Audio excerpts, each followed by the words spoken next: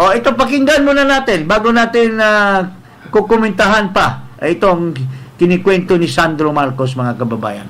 He was a little bit of a nerd as a kid, so he was, he wanted to do physics, maths, biology, but my grandfather was like, there's no money in that, so switched to politics. And that is where Marcos made their money. In fact, who were the Marcoses in the first place? When he was accused of killing Nalondasan, there were nobody. Nobody. Ha? Natalo si Mariano Marcos. At pinapatay nila si Nalondasan. Dalawang beses natalo. And sinave lang siya ni Laurel, Justice Laurel. Then then he joined politics, and that was the time he became rich and rich and rich, more than anything else. By corruption, by during martial law, he amassed so much wealth. Kasi yun ang pag-iisip niya na walang pera sa ibang noble profession. Nasa politika ang pera. So is their relatives also. Nakapagbahay sa mga iba-ibang marangya na lugar. Forbes Park, halos lahat sila nakatira sa Forbes Park. But who were they in the first place? This family from Leyte, from Ilocos. Some people were even saying that originally these people they were living in garage, in a garage, until somebody married this woman, and pati yung mga kapatid nagiging mayaman na rin. Pero paano sila yumaman in the first place? Through politics also. So tama si Sandro na nag-shift siya from a noble course to politics, because according to the old man Marcos, there's no money there. Money is in politics. Pero pumirma ba si Sandro? Tingnan nga natin, i-overlay mga Chris. Ayan. Ayun, number 1, no? Sinabi ko na nga, number 1, yun ang unang pumirma. At yun ang unang sumuway sa tatay niya.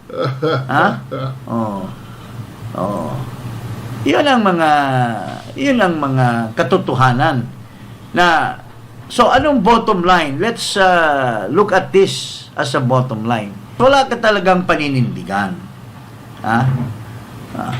Kung maniobra mo man, nagmuro-moro ka, pero in the eyes of the public, you're nothing.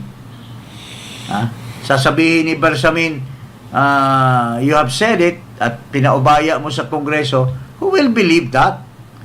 The Speaker of the House is just a mere henchman of the President. Nothing or nowhere in the history of this country that the Speaker of the House will be somebody elected by the members of Congress without the say-so of the President. Ramos de Venecia, Estrada, Manny Villar. Ang gusto ng mga tao noon, mga kasama namin sa House, si Duabit. Pero sinong nagsabi? Ang gusto ni Erap, si Manny Villar, dahil nag-contribute sa kanya.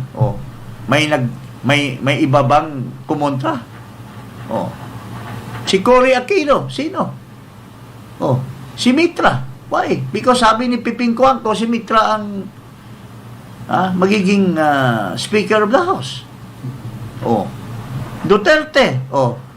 Never in the history na magkakaroon ng 2 or 3 speaker mag-divide. Paano na-devise yun? Si Duterte rin ang nag-decide. Si Alan Mula at saka yung Lord Alan Velasco ang pangalawa. Pwede ba yun? In fact, Martin Romualdez knows very well about this. In fact, I sympathize with Martin Romualdez, mga kababayan. Because in the choice of the speaker during Duterte's time, kung pinaira lamang ang tunay na botohan, Martin Romualdez would have won easily in the election. He had the numbers. Pero just to emphasize na ang presidente ang may say as far as the speaker is concerned, pinili dahil sa mga kibitzer na sila Villardea, Bongo, at saka yung si Secretary of Finance, grupos nila si Alan Cayetano, si Alan ang tinulak maski walang numero. So, syempre, devastated si Speaker Romualdez or si Martin Romualdez at the time. So, I cannot blame him also for having siguro, right now, his resentment against the Dutertes. But that's history. Pero, ang point lang natin, huwag sabihin ni Marcos na wala siyang magagawa. Ito naman sa Senate President. Tingnan natin. Kung susuway ba?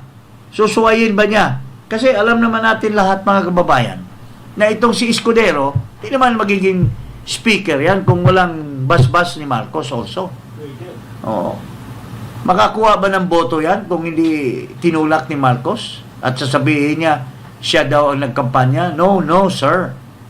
You were also a headsman of Marcos and you are doing the bidding of Marcos in all your decisions in the Senate. Ito, pakinggan natin itong Escudero kung anong tingin niya dito sa impeachment. Mahigit 2 buwang inupuan, pinag-aralan, binasa, tiningnan ng Kamara yung mga impeachment complaint na nakabinbin. Mahigit 2 buwan, hindi finorward ng Secretary General ang impeachment complaint sa tanggapan ng Speaker para i-refer sa plenary at sa Committee on Justice. Magkatabi lamang naman ang kwarto tulad sa Senado ng Secretary General at ng Speaker, ang Secretary ng Senate at ng Senate President.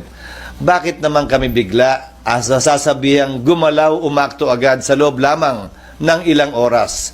Kung nagpa-banjing-banjing sila gawin ito, siguro wala naman silang basihan ngayon na madaliin kami lalo na nasa huling araw na ng sesyon. Yan pinadala sa amin. What Escudero is saying is pinapatibay niya na ngayon na he is a man. Contrary to other people saying she's a woman, now he's saying that he's a man. Haka-haka lang yun kasi kilala ko ito si Isko pagkasama kami noong una talagang tunay na lalaki ito dahil nakakasabay ko ito nung nagpupunta kami doon sa Sulu Hotel na mayroong isang bar doon, may kumakanta na babae, talagang nililigawan niya at naging asawa niya. So tunay na lalaki ito. Pero mapapatunayan na tunay na lalaki ito kung paninindigan niya yung sinasabi niya. Ano bang sinasabi ni Escudero? Wag nyo kaming pipilitin. Wag nyo kaming mamadaliin. Tapos na ang sesyon. So, paano na yung impeachment na yan? Wag mo sabihin, Escudero, na yung sinasabi mo ngayon, para kang babakla ka, katulad ni Marcos, na sinasabi niya sa publiko ay ayaw na ng impeachment, pero pati anak niya sinuway siya. Ikaw naman, sinasabi mo ngayon, wag niyo sabihin na mamadaliin niyo kami. You had all the days, you had all the weeks to forward the impeachment, the articles of impeachment to us, but you did not do it. You did it on the last day. So ako, sabi niya, maninindigan siya na huwag nyo kaming madaliin. Pero it's a warning. Baka mamaya with 30 pieces of silver na tatagingting dyan, magigikan isa sa mga katulad ng impeachment ni Corona na pinatawag ni Noynoy Aquino at nabigyan ng Development Acceleration Fund. I hope you will not be doing that, my dear friend, Chis Escudero. Ako naman, ikaw, ano masabi mo? Ako naman maghihintay na lang ako ng resumption ng Senate session sa Hunyo para malaman ko ano talaga mangyayari dyan. Wala nang time yon, Hunyo. Alam ko, pero bibigyan ba nila ng proseso? Dapat yan, unang meeting pa lang. dismiss na nila yan. Kung talagang pangatawanan mo siya, sabi mo. Ay, hindi naman. Let the process speak for itself. Meaning to say, ang magiging proseso niyan, as of now, sabi niya, hindi niya actionan. Kasi may mga agenda na sila for today and it is the last day of the session. So, matutulog yan. Kasi 12 senators will be out and the others will be running for re-election. So only 12. They don't have a quorum. So how can they act when the rest are out on the field? Walang majority. So wala yan. Matutulog yan. Unless nga by mystery, biglang magpatawag siya ng session, special session during the days. Kasi may mga ibang smart aleck na nagsasabi na hindi naman yan ordinary legislative work. The impeachment daw is a separate and distinct.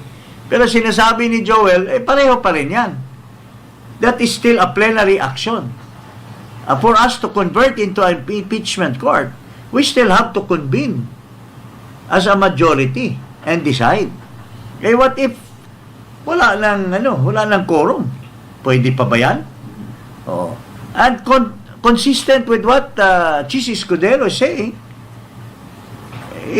we are made to understand that he doesn't want to take action because nagdidili-dali ang House. Niluto muna ng House lahat, niluluto ng todo at sampal doon sa bayan muna, sampal doon sa akbayan, sampal doon sa mga peke na mga pare-pare nag-impeach.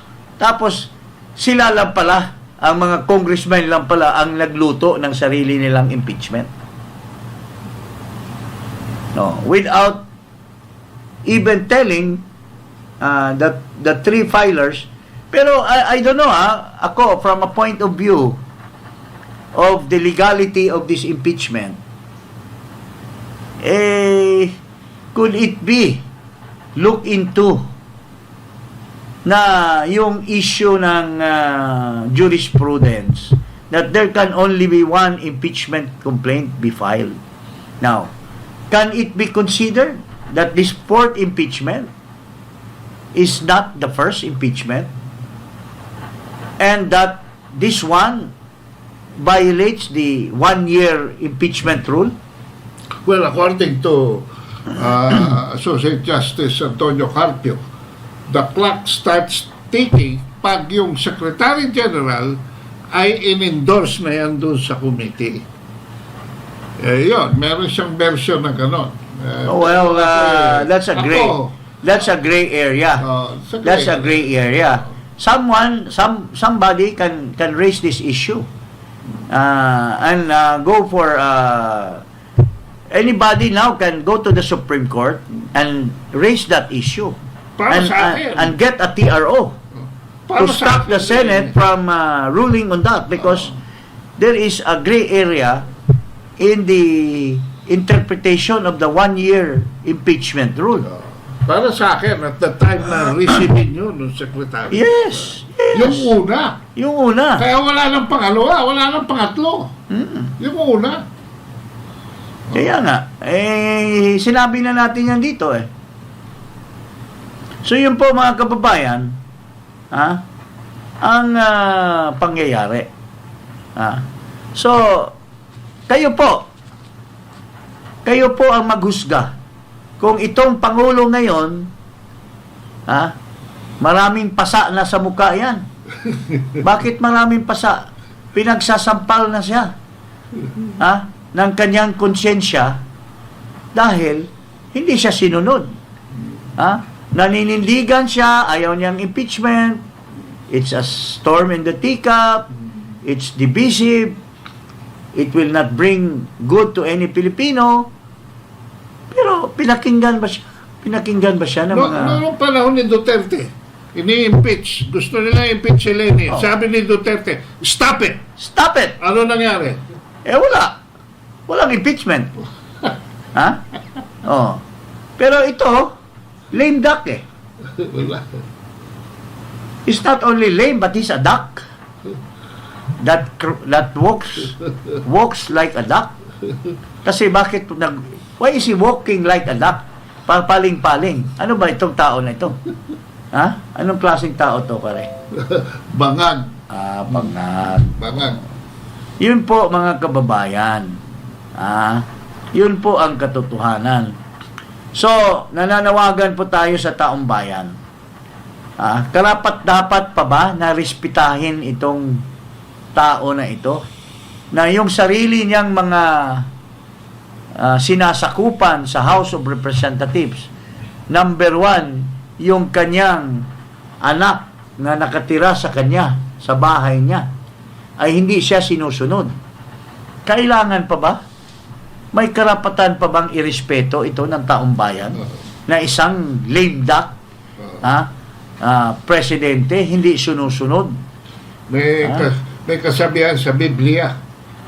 Sabi sa Biblia, pag hindi ka mapagkatiwalaan sa mga maliliit na bagay, hindi ka pwedeng pagkatiwalaan sa mga malalaking bagay. So, ako sana Pagpapatakbo pa kaya ng bansa.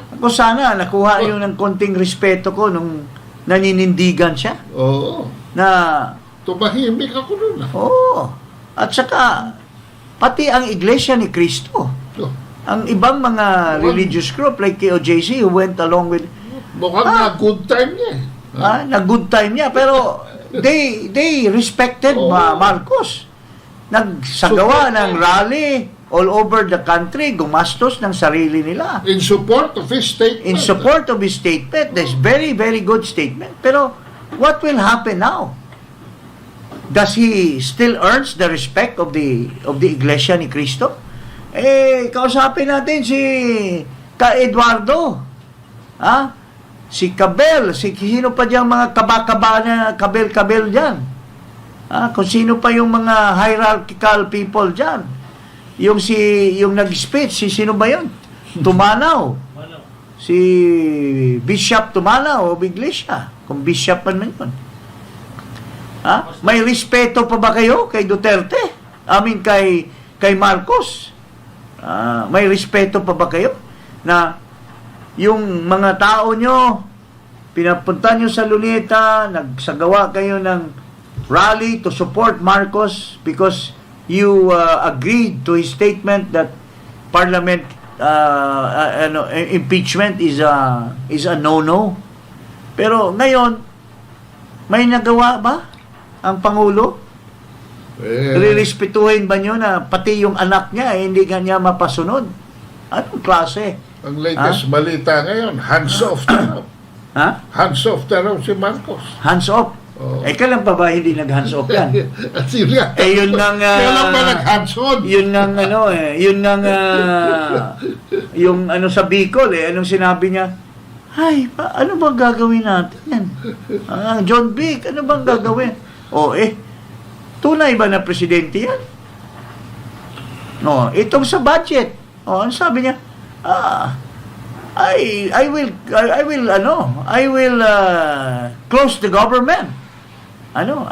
Sabi niya? Ano yung right word na sinabi niya? I will stop the operation of government. Kasi daw, bakit nagpapile-pile pa ng kaso itong mga sa Supreme Court?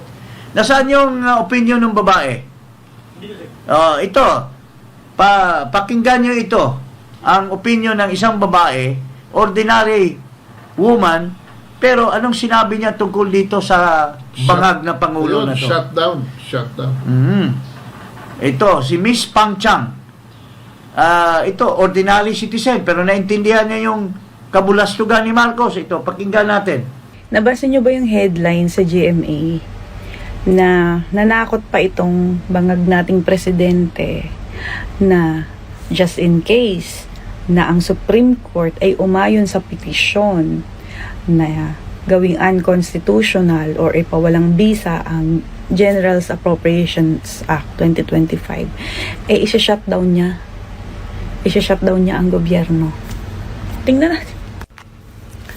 Si sabi niya, no, we shut down everything. I guess that's what they want. They want the government to cease working. So yung matuloy yung kanilang mga destabilisasyon na ginagawa. Bakit mo naiisip na destabilisasyon ang ginagawa? Corruption ang issue natin dito. So, anong isusunod mo dito? Martial law? Ganitong klaseng presidente ba ang gusto natin na mamuno sa bansa? Of course not. Ito ay isang indikasyon na napaka-weak niya. Yung decision-making skills niya, kulang na kulang. At ewan ko kung inaral niya ang batas. Mr. President, para namang hindi mo masyadong alam ang mga proseso at mga kailangang ginagawa kung sakali na maging unconstitutional ang GAA. Wala ba tayong contingency funds? Hindi ba natin naiisip yan? Or hindi ba natin alam yung RA 7160? So, ano ang mangyayari? So, ang gagawin po, according to that ruling, RA 7160, is ire-reenact. Okay? Ire-reenact kung ano ang existing budget natin para sa taong susunod. Anong ibig sabihin? So, ang i-apply na budget automatically is yung budget nitong 2024. Kasi walang naaprubahan na bill eh. Ganun po yung mangyayari, Mr. President. Paano isa-shutdown mo dyan? Ano, magma-martial law ka? Napaka-inosenteng mukha, ordinary na tao, ha? Pero, lalong pinagsasampal-sampal yung mukha mo, Marcos. Di ka ba mahiya, Marcos Jr.? Na isang ordinaryo na tao, nililecturan ka pa? Na wala kang alam sa panggobyerno? Ha? How many ordinary people like that who are thinking the same way as Miss Panchang, na nakatira ngayon sa buong bansa, at who feel the same way na doon sa mga pronouncements mo? So, ewan ko, Mr. Marcos Jr. Do you have the temerity? Do you have still the courage to go on? Or baka mag-give up ka na lang? Why don't you just give up and let it, maybe just like your father, okay? Para ayaw mong ipasa kay Sara, mag-certify ka ng bill na magkaroon ng snap election. Parang wala ka ng kakayahan eh. Let's have a snap election. Kung ayaw mo ng si Sara maging vice-presidente, let Romales, let Tulfo, let Escudero. Sino pa yung gustong Let Lisa Araneta Marcos run against... Let those people who are still capable and who are respected, unlike you, lame duck ka na eh, hindi ka na po pwede.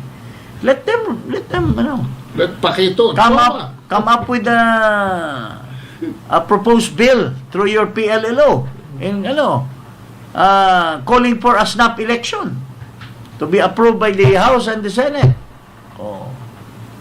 Kasi parang tamad ka na eh. You don't think anymore eh. Itong si Miss Panchang pinapahiya ka eh. Dahil wala ka daw alam eh. Pero mo yan. Shutdown means wala na siyang alam na paraan. Wala na. Give up ka na. Parang hindi niya narinig yung reenactment eh. Wala, hindi niya alam yan. Hindi niya alam yun. Anong ginagawa ni Lucas Bersamin dyan? Wala eh. Alam mo na si Bersamin, ano lang yan eh. Sunod-sunuran. Chuchuwari-wari-wap lang yan eh. Taga ano lang yan eh. Taga ano lang ng itlog ni Marcos yan eh. Taga hawak lang yan eh. Minsan hawak-hawak niya, hinahalikan-halikan din yan. So, ganun po kasama ang ating bansa ngayon. This is nothing personal. This is exactly the As- state of the nation right As we now. presented it. At yun nga mga kababayan, anong masasabi niyo sa balitang ito? Maaring ihayag ang inyong opinyon at kuro-kuro sa comment section sa ibaba. Huwag din kalimutang mag-like, mag-subscribe at mag-share sa bidyong ito. Maraming salamat sa panonood.